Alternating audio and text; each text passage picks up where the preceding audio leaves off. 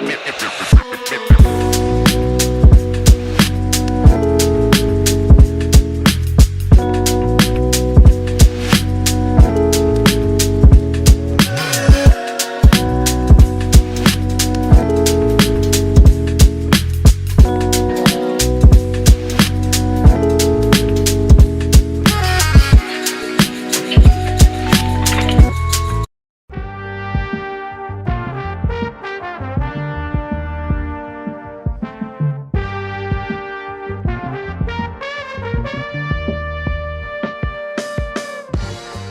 is up, everybody, and welcome into the All-NBA show, part of the All-City Podcast Network. Great one lined up for you today because we got two phenomenal games. We got a lot of bad games last night, but we got two phenomenal ones, and they so happen to be the games we wanted to talk about today.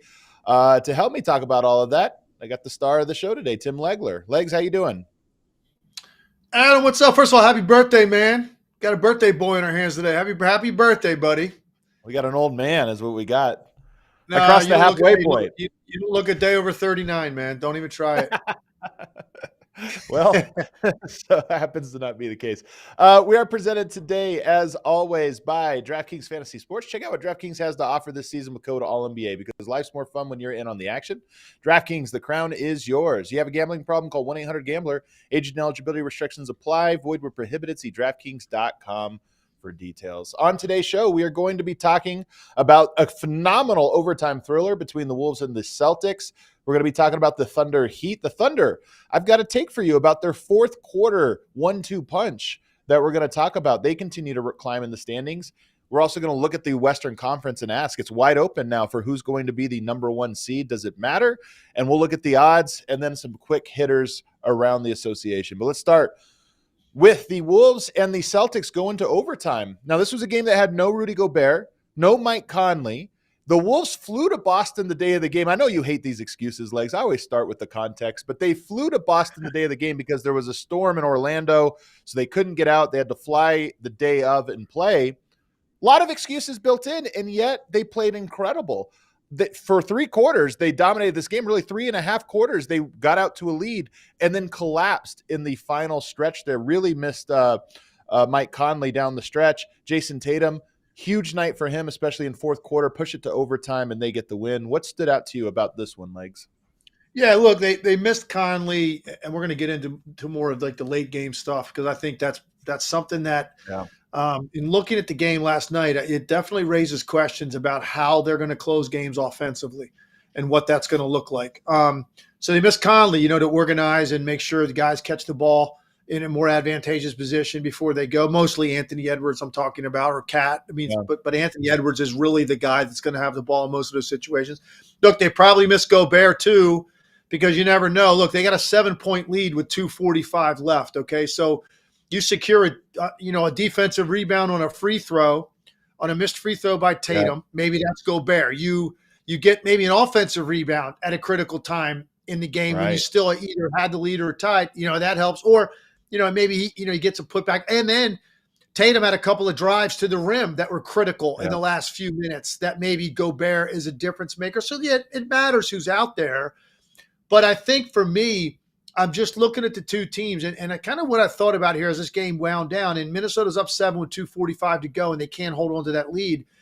And I'm thinking to myself, Minnesota looks a little bit like Boston did a few years ago, and Anthony Edwards a little bit like Jayson Tatum did a few years ago, right?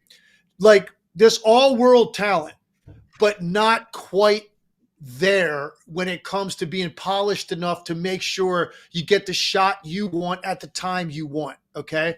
And Tatum has just developed into this amazing closer, this amazing pressure player, and the number of ways he can do it. He can beat you with an athletic drive. He can beat you with a mid-range pull-up. He can beat you from deep. And he did all of that last night to help them get buckets down the stretch, none bigger than the 3 hit in overtime to take the lead from 2-5. After he had just gone 1-on-4 basically and drove to the lane for a tying or for incredible a layup drive. Right. It goes up to with a tough left-handed finish over Karl Anthony Towns and Kyle Anderson. He then, the next possession, Minnesota turns it over and Tatum hits the dagger 3 in transition to basically end the game. So Minnesota absolutely controlled it.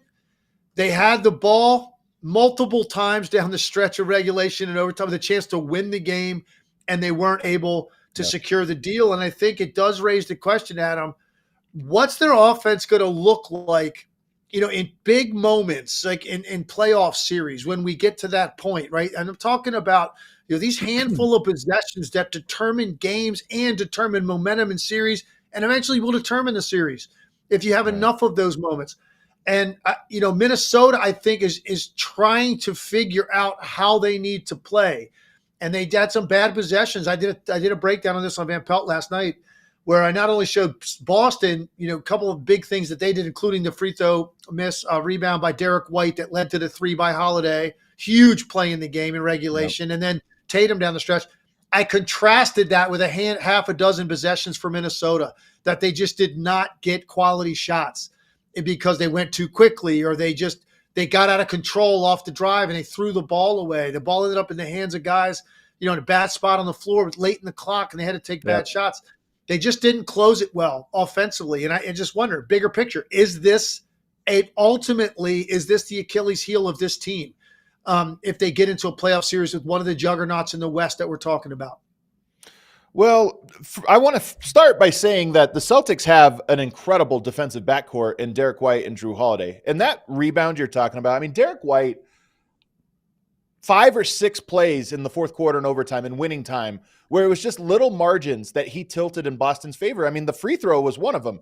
You grab an offensive rebound. He's not even on the line. He dives in and grabs an offensive rebound to give you a second chance point. Maybe 5 players in the NBA make that play. Just all out hustle, never quitting on a play. You get it. You get a second chance opportunity and you go up. But when you talk about not executing, some of this is the Celtics are a tough team to execute, especially if you don't have a ball handler, because Drew Holiday and Derek White know how to trap. They know how to keep you in front. They know how to put pressure on. So I thought, first of all, I would give a little bit of credit to Boston and to those two in particular because of how hard they made it on Minnesota to get into their offense in the clutch. But do you think Mike Conley changes this from what you've seen from Minnesota? Is he the guy that, okay, he's going to be calm under pressure, he's going to find the guy? How much of it do you think is just that he wasn't there last night, so they looked the way they did? That definitely plays a part. But look, we know Anthony Edwards is going to have the ball. So to me, it really falls in his lap. Now, where Conley can help in those situations, Conley can advance the ball up the floor. Conley can run some initial action. Conley can deliver the ball to Anthony Edwards, like where he breaks out from the block or something, catches it on the wing in a better spot to just go attack and score. Anthony Edwards was actually, handling the ball like up the floor. Right. And It's now exhausting. everybody in Boston's team kind of knows like he's going to end up shooting the ball and he's already got the ball. So it just makes it a little bit more predictable. He had a play where he, earlier in regulation, he drove down the right slot, jumped in the air, tried to throw it to the corner, got intercepted. Then he had a play late, right before the Tatum 3 I'm talking about, where he comes up and he gets a brush screen from Naz Reid, but the screen is set like a foot from the sideline. And he, Mike Conley maybe would see that and like back it up and tell Naz Reid to reposition himself because there's no way I can come off this screen that close to the sideline. He did it. Derek White and Holiday trap him. He has nowhere to go with the ball, and he ends up throwing the ball away. Holiday gets a deflection, steal, boom, Tatum 3, game over. So Conley could help like the first half of these possessions in terms of where the ball is and how it's delivered to your scorer, who now can catch it in a better spot and simplify the game for Anthony Edwards. I think it's very, very important. In some ways, he reminds me a little bit of Donovan Mitchell in Utah at the end of games, like handling the ball all the way up the floor, getting a ball screen, and then going and trying to score. It's like everybody in the building knows you're going to shoot it. It might not be the best thing for you to have the ball the entire possession, right? So I think you make a good point. Conley will help in that regard. And not having him there last night, maybe that's, maybe I'm judging them too harshly, but I'm looking at Anthony Edwards in particular and I'm saying, do you think he has the polish and poise right now that Jayson Tatum has at the end of games? And I made this comment on social media, or I actually said it on the air last night on Van Pelt, and some clown on social media came at me like, oh, you're going in on Anthony Edwards like that. It's disrespectful, man. I'm like, how is that disrespectful to say that a guy is just not quite at the level of a first-team all-league player, a guy who has gotten MVP votes in this league, and who, by the way, has got a few more years of seasoning under his belt. That's not attacking Anthony Edwards. It's just being honest. He's not quite what Tatum is now, and he's learning to be that. I'm a huge Anthony Edwards fan, but I think that is going to be a question he's going to have to answer in multiple playoff rounds in big moments, because the West is going to be loaded from Jump Street. First-round opponent is going to be a really tough matchup for Minnesota. He's going to have to decide matters, Adam, and I think it's a fair point when you watch some of the late-game stuff. And are the quality of possessions there? I just think that's what separates Jayson Tatum right now a little bit from a guy like Anthony Edwards. When we did a deep dive on Anthony Edwards earlier in the year on this show, you made the point about Anthony Edwards' handle, not that, he has a great handle attacking the basket, but you said about sometimes dribbling out of the trap, dribbling out. It's functional. How do I control the game with my handle just to kind of move the pieces around? And then just now making the point about Mike Conley, when a trap like that comes, this is what you're talking about. It's not how do I crossover, spin move, get out of it. It's how do I draw the defense, we're out of position. How do I escape this so we can get in position? It's people don't think of handle that way, but that's exactly what it is. That's first of all, it's seeing the court and understanding something's not right. And then it's how do I get out of here in a controlled way so that we can reset? And those are things point guards do. And to your point, those are things that Jayson Tatum has learned to do over time. But that's not a skill set that I think most people think about. You don't think about, we're working on my handle to escape a double team so I can reset the offense. So I love that note, and I think it's absolutely right. And I think it's even more right to say that Anthony Edwards probably just won't be in that spot very often. And it is about getting him off ball so he can run into the catch. Those are big things. What else did you see about from Minnesota that caused them to lose this? Because Anthony Edwards, he was definitely part of it down the stretch, 1 of 7, I think, from 3 in the fourth with 3 turnovers. So that was definitely part of it. But what else do you think contributed to the loss? Well, I'm going to talk about, I thought, a huge play in the game. The missed free throw with Derek White gets 3. We talked about it a little bit. Okay, so now here you are. You're up 2. Tatum goes to the line. I think there was 30-something seconds left in the game. Tatum goes to the line, makes 1, misses the second. So Minnesota's up 1 when that ball comes off the rim. You basically got to secure a defense rebound. Now, look, maybe they lose anyway, but they're going to come up the floor if they get that rebound. Up 1, they'll get a shot. Hey, if they hit a 3, the game's over. If they hit a 2, you're going to force Boston to make a 3 to tie the game. And if you don't score at all, you still have a defensive stop with the lead coming to win the game, right? So that's how big this play was. And what I didn't understand was, and I broke this down, and if anybody wants to see it, go to @LegsESPN on Twitter and look at the breakdown I did on Van Pelt, because it was bizarre to me what happened to Minnesota on that play. So you mentioned it. Derek White is at the 3-point line, and he's standing right next to Nickeil Alexander-Walker, okay? They're shoulder to shoulder. Tatum is getting ready to shoot this free throw. On the lane, you've got Karl Anthony Towns underneath the rim, who's got a size advantage on Al Horford, who's standing next to him. And then you've got McDaniels in that third slot on that side of the court. So he can maybe pinch a little bit on Horford if he needs to. But it's Karl Anthony Towns. He's already bigger than Horford. On the other side, you've got drawing a blank. Kyle, the point guard. Kyle. Saying for Boston here? For the Timberwolves. It's Kyle Anderson? Kyle Anderson. So sorry. Kyle Anderson's inside position on the other side of the lane next to Drew Holiday. Again, a size advantage. Okay, so you've got 2 bigger players on the inside slots. Right. You got McDaniel in the third spot. Watch what happens when Tatum shoots the ball.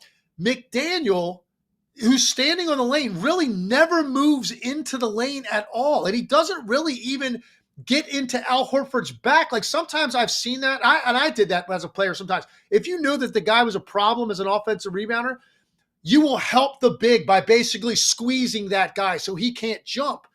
And then the other guy's got one-on-one block out responsibility on the other side of the lane. But take a look at the play. That's not what he does. McDaniel basically just stands there.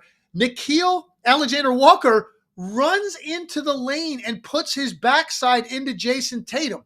So he's responsible for the shooter. Well, as a result, Derek White gets a free run into the middle of the lane, and the ball comes off the rim right to that spot, right in front of the foul line off a long rebound, where he just jumps up and grabs it unimpeded.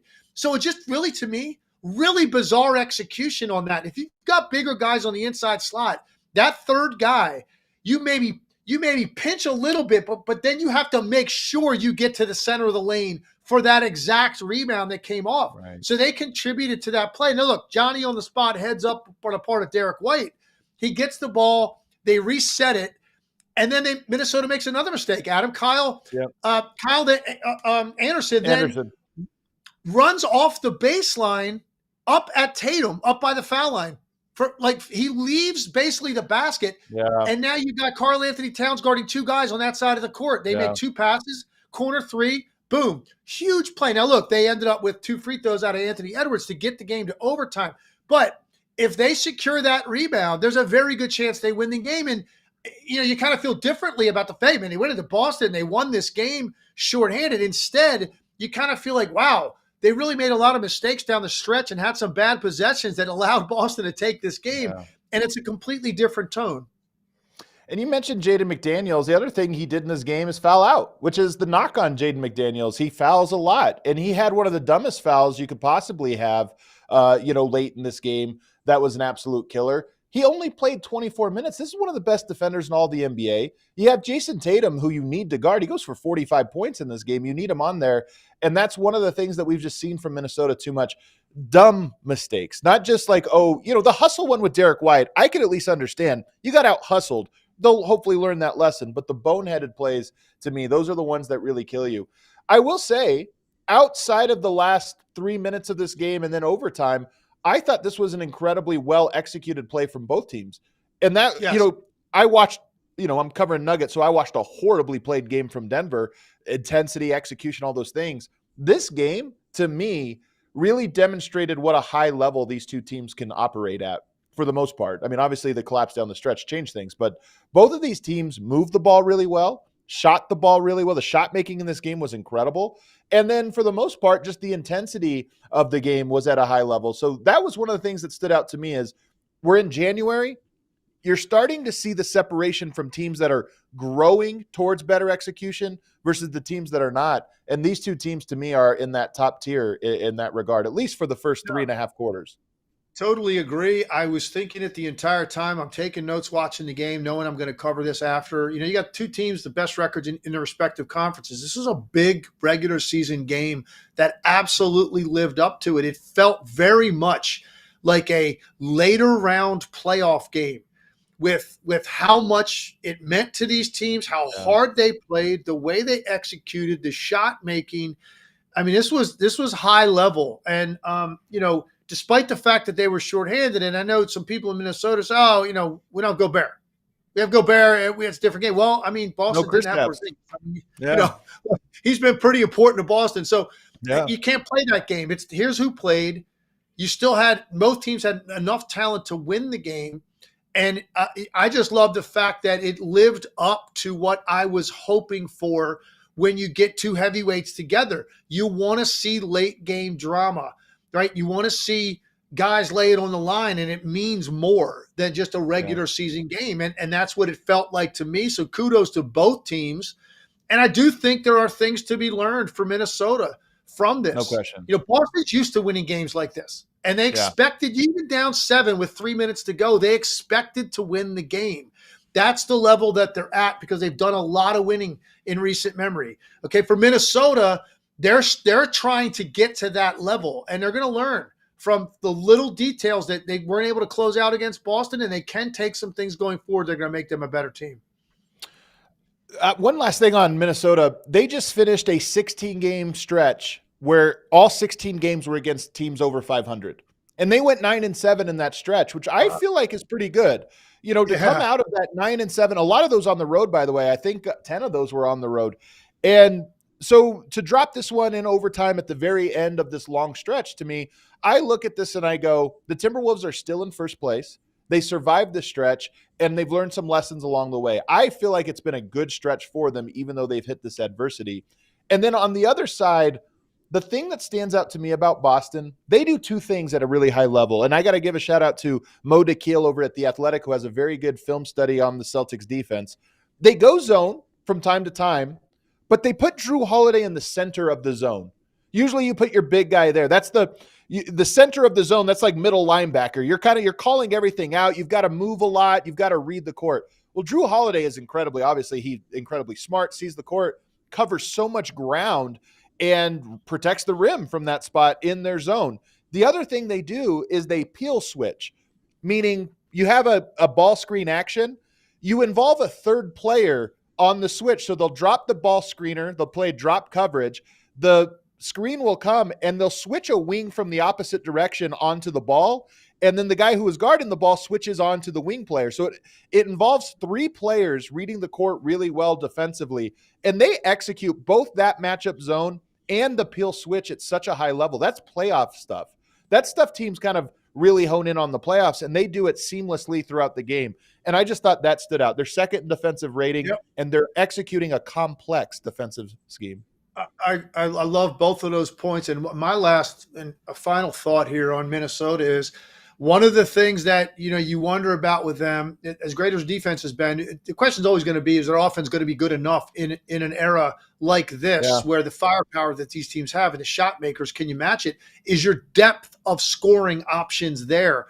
And when you see guys like Nickeil Alexander-Walker, Kyle Anderson play the way they did last night, I mean, they were absolutely sensational in the second half and overtime of this game.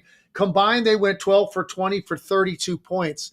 And they took advantage of opportunities that were there. Whether it's you get an open look in the corner, you got to, you need to knock that down if Anthony Edwards or Karl Anthony Towns is drawing that much attention. Or in the case of Kyle Anderson, it's those little cuts and slashes and backing guys into the lane for those little short jump hooks and floaters that he shoots. Those guys were great. And it just gives you, and we've already seen McDaniels from time to time has the ability to give you 20. So it makes me feel better about their depth of guys that can have moments in the postseason for them. That gives you, I think, greater hope because of the teams that they're going to have to play. Yeah, I'm very impressed with both teams. That was an impressive game. Another two teams that I'm very impressed with is the Miami Heat and the Oklahoma City Thunder. They played a thriller last night. And this Thunder team, we're going to talk about it on the other side after we take a break, but this Thunder team has developed an interesting 1-2 punch that I absolutely love in the fourth quarters, with how they go to J-Dub lineup to open it up, and then the Shea lineup to pretty much put things away. So we'll get to that and more on the other side. But first, I got to tell you guys about our sponsor today.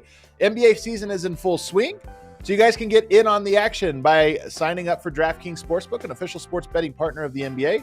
And right now, new customers get $5 and $200 instantly in bonus bets. No matter whether you win or lose, you could have bet on the Nuggets -7.5 last night at Utah. And when they lost by 30, you could have collected $200 in bonus bets for being that wrong on the game. So download the DraftKings Sportsbook app now and use code ALLNBA. New customers get that $5 bet, and then you get $200 in instant bets automatically, only at DraftKings Sportsbook with promo code ALLNBA. The crown is yours. If you have a gambling problem, call 1-800-GAMBLER. Visit www.1800gambler.net. In New York, call 877-8-HOPE-NY or text HOPE-NY 467-369. In Connecticut, help is available. For problem gambling, call 888-789-7777 or visit ccpg.org. Please play responsibly. On behalf of Boot Hill Casino and Resort in Kansas, 21 plus, age varies by jurisdiction, void in Ontario. Bonus bets expire 168 hours after issuance. See dkng.com/basketball for eligibility and deposit restrictions, terms, and responsible gaming resources. Also, if you're wanting to head to a game in whatever arena you're at, or maybe a concert or an event, use the Game Time app. The Game Time app is very easy to use, very intuitive, and it has all of the information you need right there on that front page. You don't have to worry about all these hidden fees, different price changes, all this different stuff. You can hit the all-in price button on the main screen, and it'll give you your final price. No taxes added on, no fees added on at the end. You'll know exactly what you pay when you get to checkout. And they have all these great last-minute deals. You can set an alert, and if tickets drop, it'll send you an email or a text saying, hey, check this out. There's a new price for some of these tickets to the event you're looking for. It's a great way if you just don't have anything to do over the weekend, not sure you want to commit to a game or not, set those alerts and then you'll get a little push notification. You'll say, you know what? I will go to the game for $10. What a great deal. So take the guesswork out of buying tickets with the Game Time app. Download the Game Time app, create an account, and use code ALLNBA for $20 off your first purchase. Terms apply. Again, create an account, redeem code using ALLNBA, ALLNBA for $20 off. Download Game Time today. Last minute tickets, lowest prices guaranteed. All right, back here, segment 2, and the other great game that happened last night. Two teams we've talked about a lot, but I just enjoy talking about them. I enjoy watching them, the Thunder and the Heat. A very competitive game, back and forth for 3 quarters, but then the Thunder did something they've been doing a lot lately. I don't have the numbers for this, Legs, but every time I watch them, I see the same pattern. You start the 4th quarter, and you put Shai Gilgeous-Alexander on the bench. Other teams, typically in the start of the 4th quarter, they're going to put their closing lineup on the bench because they want to bring that lineup later. Well, you go to Chet Holmgren, you go to J-Dub, you go to a great hustle player in Kenrich Williams, you go to Lou Dort, who's going to guard, and then usually it's Vasa Micic. And that lineup becomes J-Dub's team. It almost reminds me of the old Thunder when you had Harden that could do this. You got Westbrook and Durant on the bench, but now it's Harden's team. He gets free reign. J-Dub takes over those minutes. It's about 5-minute stretch to start the 4th quarter, and he takes it over. And on nights like last night, he can be the best player on the court. And in those stretches, it's really obvious that he is running things. They dominated that stretch and built a lead. And then right when you bring your, opponents bring their starters back and say, okay, we got to cut the lead, Shai Gilgeous-Alexander takes over, comes into the game, and he closes it. So you get this 1-2 punch where J-Dub hits you, and then you bring Shai in and he closes. And I just think, I look at that and I go, not many teams have 12 minutes of a closing lineup the way that the Thunder have 12 minutes where they can play A-plus lineups to close a game. Yeah, and look, this was a 3-point game or a 1-point game that turned into a 13-point game real quick at the start of the 4th quarter. That's really the only place where Oklahoma City got separation was the first 5-6 minutes of the 4th quarter. And it was just too big of a hole for Miami to dig out of down the stretch. But that's where they did it with the lineup you're talking about. And look, none of it's possible without this just nightly evolution of Jalen Williams as an offensive force in this league. Like it's just amazing to me to look at him now, even from the beginning of this year, how much he has grown as a confident ball handler and a guy that you could give it to. Give him one screen and let him run the show. And look, that run you're talking about, that we're both talking about, that 4 different guys scored during that time. I think had like 6 points in that stretch. It was spread out. 4 different. Jalen Williams got a bucket. They spread it out, so it wasn't like Jalen Williams was coming out isolating, shooting every time, but he was in command of their offense during that time, and that's where they got the separation. And it's interesting because, every team's got a different idea about how they want to start the 4th quarter. And, a lot of teams follow the same script with their stars, with their best player at least, where they come out maybe 4 minutes left in the 3rd quarter, and then they'll be back on the floor either at the start of the 4th or 2 minutes into the 4th, and then they'll finish the game. Curry was like the first guy that I saw play the whole 3rd and then missed the first 6 minutes of the 4th quarter. And there were nights, man, where Kerr would watch a 10-point lead disappear with him sitting there, and I'm going, my God, I cannot believe he's got the discipline to let this guy get those 6 minutes of rest and then figure he's just going to come in and do step things and close the deal. So this is how they want to start the 4th quarter, Oklahoma City. And the fact that you've got Jalen Williams more than capable now of taking on that burden, it stabilizes them. It's a blessing, and that's why Oklahoma City is one of the most fascinating teams in this league. And I love their starting 5, and I love the chemistry these guys have developed and the depth some of these guys have given them. But none of this is possible, what you're talking about, unless Jalen Williams, without Jalen Williams evolving as an offensive player. And you said it's almost like he's not even the second fiddle, like in the 4th quarter of this game, he was the best player. And the ability to not just come in and, okay, we're going to buy you minutes, but no, we're going to go on a 13-0 run where step back threes, passes off the move, lobs, finishes at the rim. It's like everything. You think about how many teams, your best defender, you got to rest him for Shea because you want to stop him. How do you stop Jalen Williams when he's in his bag the way that he was last night? 19 points, 9 rebounds, 12 assists, and it felt like all of it came in that stretch. Like he just racked them all up in a row.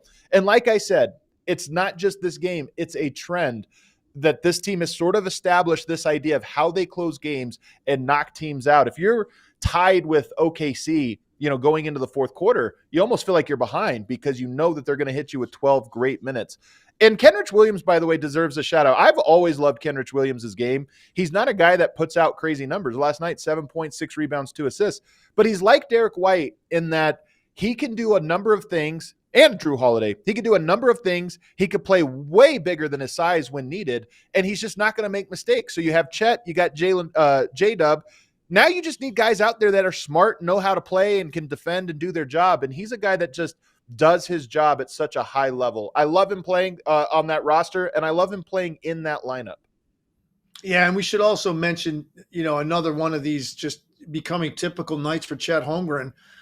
Just your pedestrian 23 and 9, 3 blocks, 10 for 15 from the floor. I mean, it really defies logic that he looks this comfortable and the pace of his game is at such a speed that he cannot be forced to play beyond it. You can't make him rush. You can't make him do things he doesn't want to do. He won't force the issue if it's not there. But he's not just some stiff offensively. Like he puts up numbers despite the fact that it feels like he never takes a bad shot.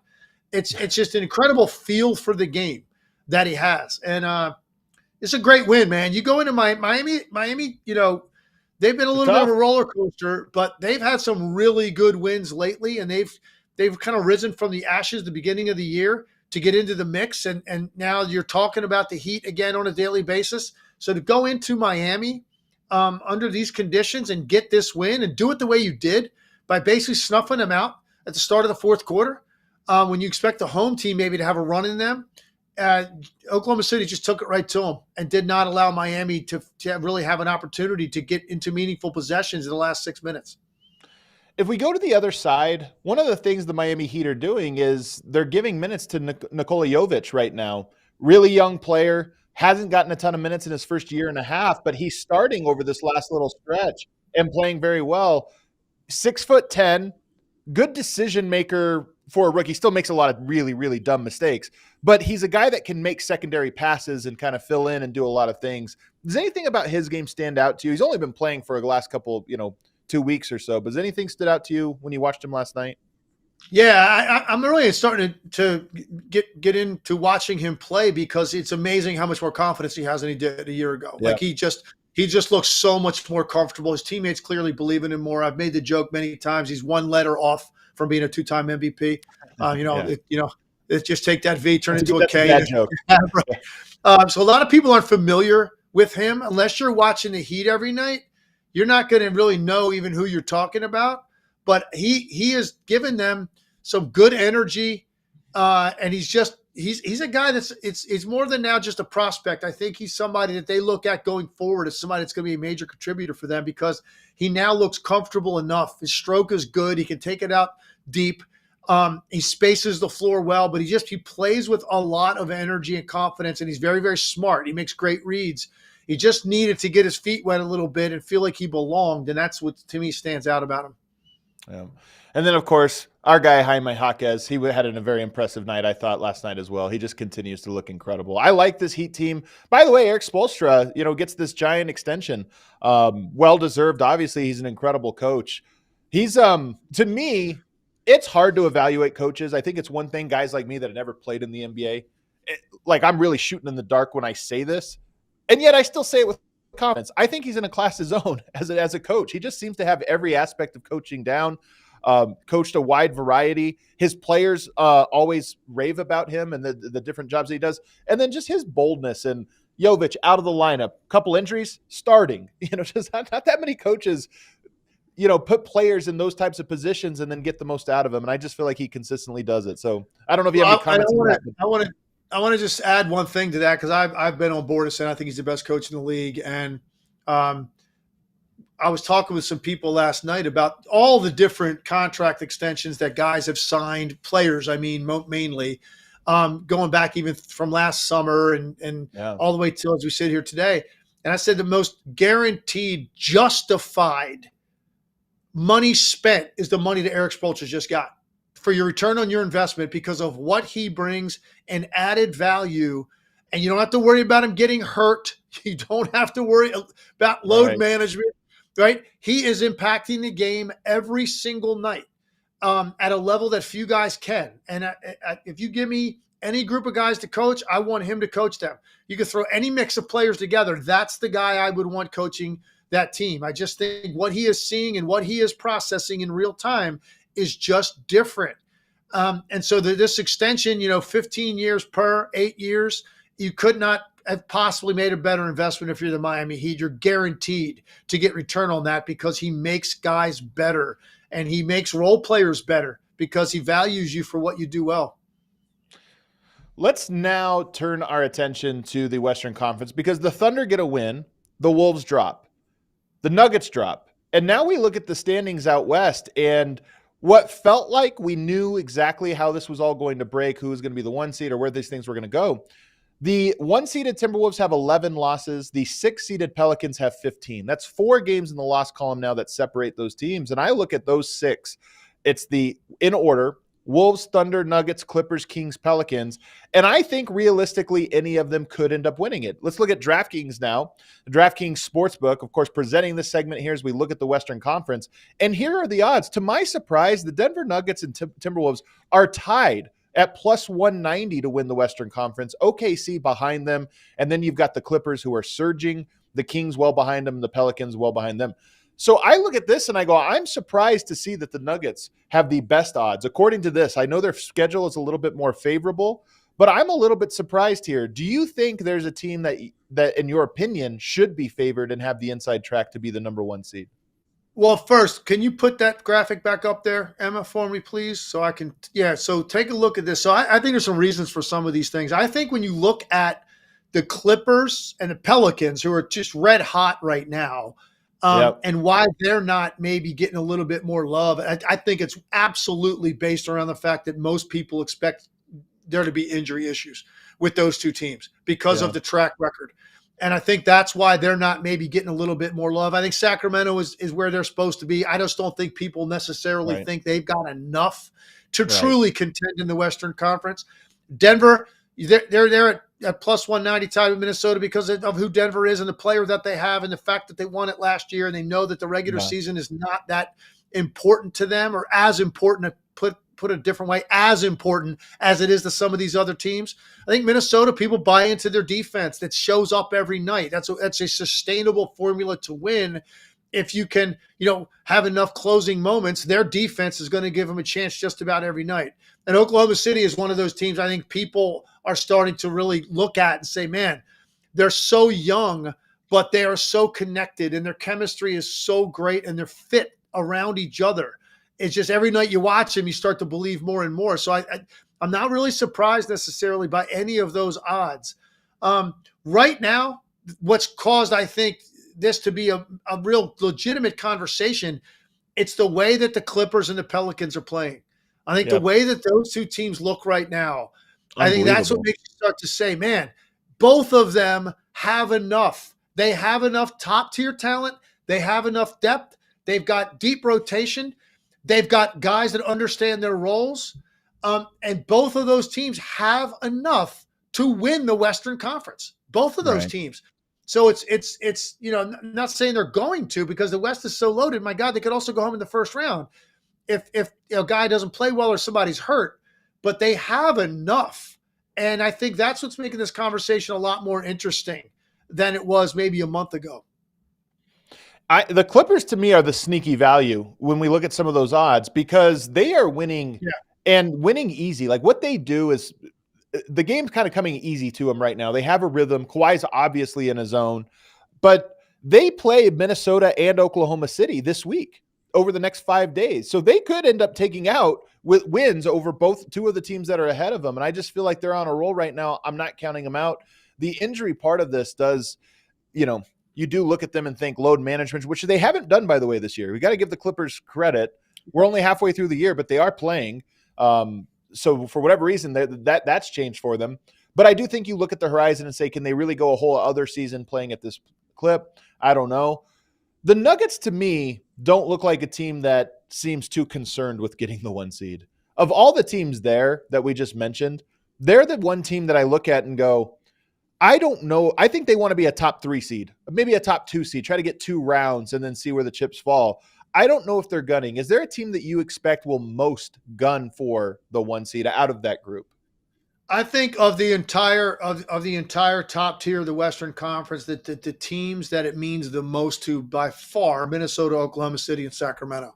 I think those 3 teams are definitely going to need home court if they want to make a legitimate, serious run. Because you're going to get some 7-game first-round series. There's no question in my mind. There's going to be maybe even multiple 7-game first-round series in the Western Conference. So right off the bat, you could win 50+. You could be in the mid-50s, upper 50s in wins, and you could be going home in round 1 if you get the wrong matchup and one of these lower-tiered teams just happens to be hot and healthy at the same time. And now you've got them, so you need to have that game in your building. I think when I look at Denver, the Clippers, even the Pelicans, I just think they've got guys that have been around a while. And I think that they're not going to be fazed by having to win a road game to get home court back. I think for these other teams I'm mentioning, getting a little bit of a taste of success beyond where they have been recently, it is really important to start off a series the right way and to try to, win 1 or 2 at home right off the bat to start a series. I just think gives you a lot more confidence for those teams. So I don't think Denver's going to put their foot on the gas and worry about it if they end up a 2 seed, a 3 seed. I don't think they're going to be that concerned about. Yeah, absolutely. Health is everything to those veteran teams. They all think the Clippers, the Nuggets, the Pelicans, I think all 3 of those teams, even the Lakers, probably believe we have enough to make a run through the West. And if it means going on the road for 3 rounds, we can do that if that's what it were to be, and win 1 road game in each round. Those younger teams haven't had a lot of success. It's very important to them, I think, to start off those series in their building and get off the right way and get up 1-0 with that home crowd. I think if I was projecting forward, and actually let me give you some stats here first. There's one thing that's working in the Nuggets' favor quite a bit. They only have 4 back-to-backs left in the entire year. The fewest, no other team has fewer than 5. They only have 4. They've played we're going to talk about them here in a second. They've just lost. They got blown out at Utah. I think they're a little tired because they played the most games in the league and they played the most back-to-backs in the league to this point. So I think there's a little bit of mid-season fatigue from them. But they only have 4 back-to-backs left. The Wolves and the Thunder have 10. More than double the amount of back-to-backs left. The Clippers have 9. The Pelicans have 8. So 4, 10, 9, and 8 for all those teams that are contending. So that gives Denver a little bit of a leg up. But I think if I were picking, I think the Thunder are going to be the 1 seed when it's all said and done. I just think I love the way they're playing. They appear to be getting better as the season goes on, more comfortable. I mean, you think about it, Chet's only 40 games into his career. He's getting better for sure. So I think that they are the team. And then I look at the Timberwolves and Nuggets next, and I think the Clippers are right behind them. If the Clippers happen to be healthy for this whole stretch and play their guys, I think they can sneak into that 2-3 spot. But I'm just going to pencil them for 4. So OKC, Minnesota, and Denver, and then the Clippers. I think that's how this whole thing shakes out. Yeah, look, I think I probably agree with you. I think Minnesota, I could see them hold on to the 1 seed. I could see the Clippers end up with the 1 seed because even though they're a veteran team that's not going to put as much emphasis on the regular season, they've got so much top-tier offensive talent that they can have guys miss games and still have other guys to go to win. So I think the Clippers, even without trying, could win that many games as long as they don't get multiple guys down at the same time for an extended period, or certainly if Kawhi goes down for an extended period, I don't think then they could do it. So I think any of those 3 you mentioned, Minnesota, Oklahoma City, or the Clippers, to me would be the most likely to have the number 1 seed when it's all said and done. And Pelicans fans should be happy that we are not proclaiming them because they've been phenomenal. But every time we go all in on the Pelicans, I think we've done it twice this year where we're like, you know what, this team, I think they have it. They always let us down with a little stretch here. So they look like the best. I'll tell you what, I mean, the dismantling that they put on the Warriors last night was pretty impressive. I think they had 10 threes in the first quarter. Golden State comes out. It's a national TV primetime game, and they come out and they give up 46 points in the first quarter at home, and just Yeah. basically suck the life out of the building. And Steve Kerr made some interesting comments after the game, and I don't disagree with them. Yeah. They've lost confidence. They've lost sort of their energy, their belief, I believe is the word that he used. And I think there's a lot of truth in that. They also, listen, they're shorthanded. They're missing two of their best primary decision makers, Draymond Green and Chris Paul. That matters a lot to a team that runs their offense that way. So that was an embarrassment. And they've had a number of these embarrassing type nights, but none worse than that. Steve Kerr's worst, think about that, his worst home loss since he's been coach of the Warriors. And they had a year, if you recall, which nobody played for them. They basically shut down the entire season because they had too many of their top guys hurt. And they said, we're just going to take a year off, rest guys up, and let's see if we can have another run at it. And, of course, they came back from that, ended up winning another title. But they basically completely tanked an entire season, and they didn't lose at home as bad as they did last night to the Pelicans. That's pretty amazing. It is pretty amazing. I think when you start talking about, they've lost their spirit, we hear about Draymond Green thought about retiring. Klay Thompson's obviously going through it. After the game, he was a little, I would say, terse with the media when asked about the booze and him saying, whatever, I'm not going to lose sleep over it. To me, that's defensive, right? That's guys that are feeling it. And I'm not saying it's impossible to regain that magic. I'm just saying I would bet a lot against it for the Warriors because it feels like there's this threshold where you dip below it emotionally, and it's just so hard to get above that line again. And for me, I think it's clear that the Warriors have dipped below that line. Kuminga, Klay, there's enough guys there that seem unhappy enough that I just don't think this is hey, we got to regroup and restart. Completely agree, man. And look, I'm one of those guys that, I'm repeatedly have said, as long as number 30 doesn't show a lot of decline, you got to give them a shot. But it starts, what happens is the totality of everything we're talking about. You add it all up. So many things have to change. It's not just an injury to a guy. It's not just a guy struggling like Klay, who has struggled all year. It's not just that. It's all of it. They're not anywhere near defensively the way that they were during their championship years. They've had injuries. They've had a long suspension out of one of their key guys. They've had Wiggins struggle. They've had Klay struggle. I mean, across the board, when you add it all, and even Kuminga has played much better here over the last month, so give him credit. But even that, that leap that you were wondering could happen with Kuminga, Moses Moody, guys like that, hasn't really happened to that level to affect winning that much. So you add all that up, Adam, and it's just like it starts to get to the point where you go, okay, it's just not going to happen this year. And does that mean that's it for them? I'm not sure, because I don't know what they would consider doing in terms of making moves to reload and what could even be at their disposal, right? So that's a whole nother conversation. If this team ends up under 500 for this season, and they're, let's say, either out of the play-in or lose the first game of the play-in and they go home, we'll see. Because they can't just go into next year, stand pat, and think it's going to be different. At that point, with everything that went wrong, it recalibrates how you think about your team. And now then you find out, to what extent is Mike Dunleavy Jr. and Steve Kerr, to what extent are they willing to go to try to reload to capture another winning year with Steph Curry? But we're not going to know that. Yeah, but I do agree with you. I just don't see it turning around this year. It's so weird because, when something crumbles like this, it's very hard to turn around and pivot in 1 year in the NBA. It's very hard. Yeah. The Miami Heat are really the only team that have consistently found ways to pivot into completely new eras in short order. But even them, it takes usually a year or two. With Golden State, you look at it and you go, okay, well, what is the path forward? If this season does just go belly up the way it appears and, there's no hope, what is the pivot? Is there a world in which Steph Curry, he's still good. He's still got a lot left in the tank. Lifelong Warrior, is there ever a world where he leaves and, has this final little stint, with another team? I never considered this, Legs. I never thought about this because I don't like thinking about players trading or leaving or this or that. I don't like to put my mind there.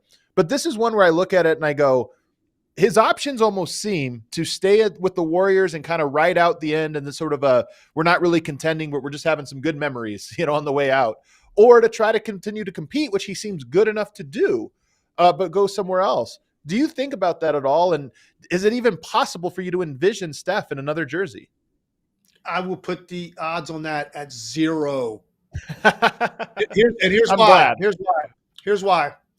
It will never, a conversation like that will never be initiated internally. I'm talking about the front office and the coaching staff. That will never, ever, ever be initiated by them. So therefore, what you're saying is it would have to come from Steph Curry. And here's why I don't think that would ever happen. I think Steph Curry, number one, he is perfectly secure with what his legacy is as a winner. Okay. He's led them to 2 championships without Kevin Durant, 2 championships with Kevin Durant. I think he has absolutely cemented himself at worst as a top 15 player of all time. I think he's legitimately in the argument for top 10 player of all time. I don't know that there's more spots that he's going to even climb when you look at who's in that list. And I think it matters to Steph Curry to be one of those guys that spent his entire career with one team. I think that's something that he wants to hang his hat on, even if he knows I could play another 3-4 years here, and I don't think we're going to win another championship. I don't know that he's a guy that's going to go try to chase one by going and pairing up with somebody else. I think wearing that uniform for his entire career really matters to him. And the way that he is going to be viewed historically, because those players that do that are going to become fewer and far between as we go forward.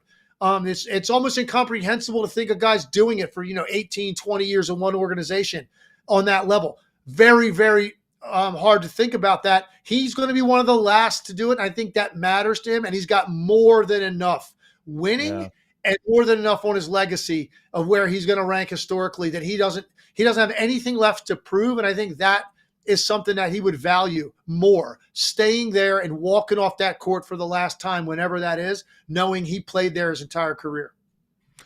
Let's move to the Utah Jazz, who beat the Nuggets 124-111, and it was not that close. This was a game that got off to an incredible start for Utah, and they never looked back. They were up 10 at the end of the first, 20 going into half. This was just a butt whipping from start to finish. And you look at it and you go, what were their last 3 wins? Denver, Milwaukee, and Philadelphia. No Joel Embiid in that Philadelphia game, but nonetheless on the road for the Philly and Milwaukee games, at home for Denver. Those are 3 really big wins. And all of a sudden, Legs, they sit at 19-20. When we look at the standings, they are ahead of the Warriors, and they are on the heels of both the Houston Rockets, the Lakers, and the Suns. So I look at this Utah team. I like the way they play. Another team that rolls 10 deep. They play a lot of guys, and they've had some big performances from guys over the stretch. What did you notice when you watched them play last night? What stood out to you? 12-4 in their last 16, and I believe we did a show, if I'm not mistaken, on where's Lauri Markkanen going to end up getting traded, because it looked like they were in shutdown mode, and they, who knows how many wins they were going to have, and we were talking about him maybe going to Oklahoma City, right? And now you look up, they go 12-4 in their last 16. They have the wins you mentioned, these last 3, Philly, Milwaukee, and Denver. How about also during the stretch, wins against Miami, Dallas? They had a win against the Knicks, which is a really quality win. So it's amazing how this has turned around. And they've now become a team that, like, you're okay. Yes, when teams start off as poorly as they did, and I don't know that they have, like, that superstar that alone is going to make you want to watch them, right? I really like Markkanen and Jordan Clarkson, and I got nice players, but nobody that's just going to make you tune in just for the sake of watching that guy. When a team is in that situation, they get out of the gate the way that they did, you don't often see these kind of turnarounds like this early. To flip this, but while we're still basically, started in the calendar year 2023, and here we go, 12-4 in their last 16. It's amazing the turnaround, and they're really fun to watch, man, and they can put up numbers, and Denver didn't have an answer for them last night at all, and it surprised me that they never really found one. Utah just kept up that pace and kept up that scoring rate pretty much the entire night. Yeah. Utah, they're a good story. And now you look at it, nobody would have picked them to beat the Warriors and Lakers, beat those teams out for a final spot in the play-in, but they just have a good vibe going right now. They play a lot of guys that are all playing with a lot of spirit. And you mentioned it's the opposite of last year where they got off to that hot start and then lost it. Well, they got off to a cold start and are now climbing. So it's kind of neat to see. And I just like it. For a team like them, it's fun to be in this play-in hunt because you have a chance to do something and help grow some of these young guys with experience and maybe boost some confidence into the following year. Another team that's on a hilarious run right now, and I say hilarious because for this one, I don't know what to make of it. The Chicago Bulls, we've talked about a little bit. They've won 3 in a row, 2 of those against Charlotte for what it's worth, but they just beat Houston last night in overtime. And now, first it was Zach LaVine goes down and they find a new identity and a new energy. Kobe White's playing phenomenal. Then Zach LaVine comes back, and now they're on a little bit of a run here in the games that he's returned. So 124-119, they get the win, and lo and behold, here they are in the 9 seed and climbing and getting a little momentum. Are you buying this Bulls reprisal? I don't know what to think of this team. I really don't know what to think of them. I thought they were better than their record indicated early. They had some issues early in the year. It looked like they were on their way to blowing this entire thing up, starting with Zach LaVine. And then they start playing better. And now they're kind of in the mix, for that lower half of the Eastern Conference playoff race. And I don't know ultimately what their aspirations are as an organization. This clearly isn't a team that can win a championship. But when you look at their roster, and then these are all, for the most part, veteran players. These guys have been around. Trade value for guys like this is a lot different than a young, 23-year-old wing that's 6'10" that you think has potential to be an all-star one day. This is different. You know who these guys are and what they represent. So I don't even know how you go about jettisoning off these parts and what does that get you in return and how does that move the needle? So instead it's just they just kept playing and now they're winning enough to make them interesting again. It's just a weird story for me. I really don't know what the Bulls are going to do over the next 3-4 weeks as we head into the trading deadline. This is why I said hilarious, because this is a great story, and I don't want to denigrate when a team rallies behind something and gets wins going, because we're supposed to compete, right? But the Bulls are a perennial 9 seed. That's just kind of who they are, and they fell below that LaVine trade. You think, okay, they're finally going to move things around and try to figure out a new identity, and lo and behold, they're on a run that's raised them back to the 9 seed where they probably belong. And now you wonder, how big of a move are they going to make? Or does it change their plan in a way that might be bad? I don't know. At least that's what I think my Bulls fans, including Will Gottlieb, who hosted the show on Monday, seem to think. Wemby had a triple-double, his first of his career last night, playing center and dropped 10 dimes to 0 assists. What do you make of Wemby, the passer? Yeah, impressive, man. For a guy that big, and look, he gets a lot of attention because he just draws it because of his length and the number of bodies you have to kind of commit to keeping him from taking off and finishing plays. So he's got space to make passes. The question is going to be his awareness of where the ball should go at the right time. And I didn't see that game at all, so I'm not going to pretend that I did, but it's not easy to get that many assists in a game for any player. So for him to do it, I think that's got to be a good sign that he's processing what he's seeing in front of him a little bit better. And, look, it's a long game they're playing on Victor Wembanyama. Clearly, they're not trying to be in a competitive environment this year. So it's just strictly about his development, and that is just a really good sign for what he's seeing and what he's processing in his maturity. Are you buying the way that the Spurs and Popovich are handling his development, where they're almost putting him – it reminds me of doctors when they go through medical school. They end up going into rotations, and they'll try their hand in a bunch of different places, and then they pick a specialty. Okay, I'm going to do family practice, or I'm going to be in the air or whatever. That almost reminds me of how the Spurs are handling Wembanyama. We're going to try him in a bunch of different roles and just let him see what works. And we're going to lose a lot of games, but we're going to put him in a bunch of spots.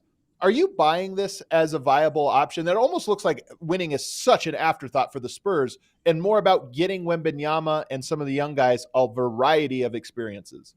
Yeah, I would. I mean, for me, no, I'd probably do it a little bit differently. I don't have a problem with them kind of exploring what he can do and how to best utilize him. I think that makes a lot of sense, actually, in putting him in different situations and different spots on the floor.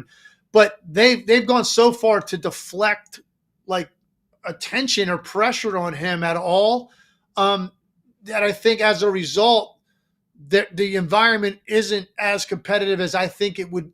I'd like to make it if I were coaching. And you're not going to win a ton of games. And I'm not saying you're trying to go out there every night and winning's everything. No, you don't have that mentality with a roster like this. But I do think to set the tone about the seriousness of it all, I do think you could be a little bit more competitive while you're figuring it out. So no, I don't necessarily.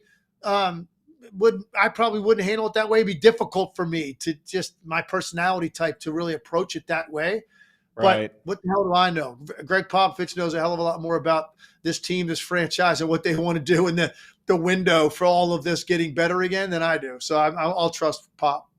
I agree with you on all of that. The one thing I will say is we just saw Nick Saban, Belichick, Pete Carroll. We saw some guys have a heck of a run just hang it up this very week. And for me personally, you can't help but sit and think, Pop is getting, up there in age. I do wonder how much more he has in the tank. He seems to be enjoying it. He's got a young stud that probably gives him a nice runway for however long he wants to try it out.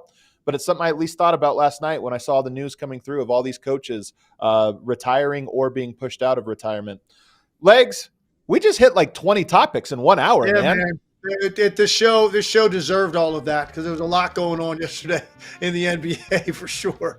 It's so good to be back, man. We had deep dives on some fantastic games and some analysis on some teams. We had quick hitters. We power ranked the Western Conference for 1 seed opportunity. We got a lot done today, man. We appreciate everybody being along for the show. And I appreciate all the birthday love, man. 40 on the back half of my life, Legs. Chapter 1 over. Here we go to chapter 2. And I appreciate everybody in the chat giving me a shout out. We had a very active chat today, and I love to see it. A lot of people with some good comments, good questions, and good conversation. Legs, let's do it again tomorrow. Absolutely. Enjoy your birthday, man. Will do. Everybody hit that like button on the way out. We'll see you guys tomorrow.